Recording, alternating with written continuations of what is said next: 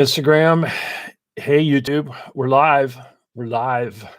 So today I am going to tell you, I'm going to talk to intuitives, and I welcome non-intuitives to listen because you serve a valuable place to intuitives and the reality checks needed for intuitive personalities. And when I'm referring to intuitive, I am referring to the Jungian definition of it. So anyway, I'm Robert J. Conley. I'm an entrepreneur. I am educated in accounting. I had a productive 20-year commercial real estate career, and I am an expert in personality types and natural abilities. I'm here to help you solve your problems. And when we work together, we invest the time to understand your natural abilities and personality. And I give you perspective on your innate power to see where that fits in the game of life. I guide you in thinking accurately about your obstacles, and we work together to develop solutions that move you forward. So the talk today, sorry,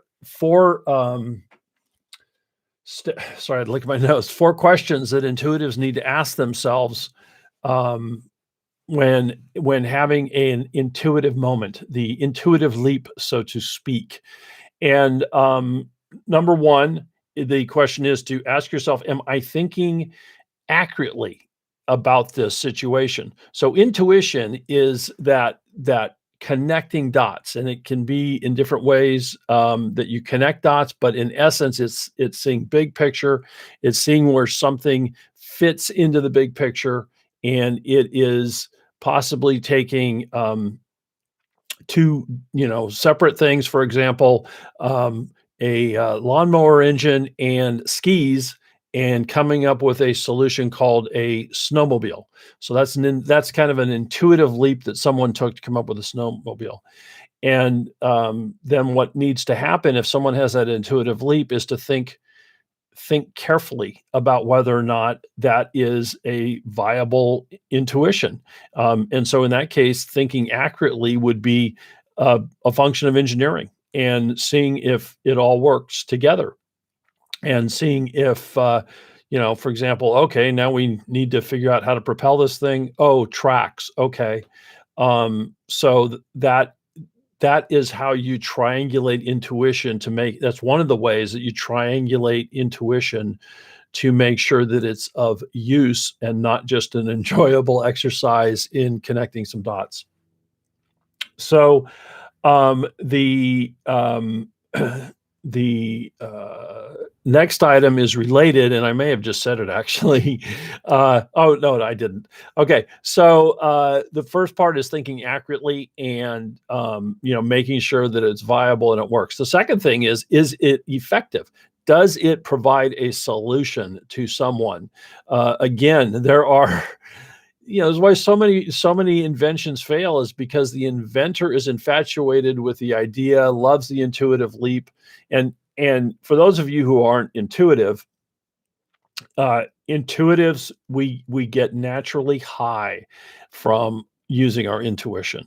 It's actually physically pleasant to engage our intuition.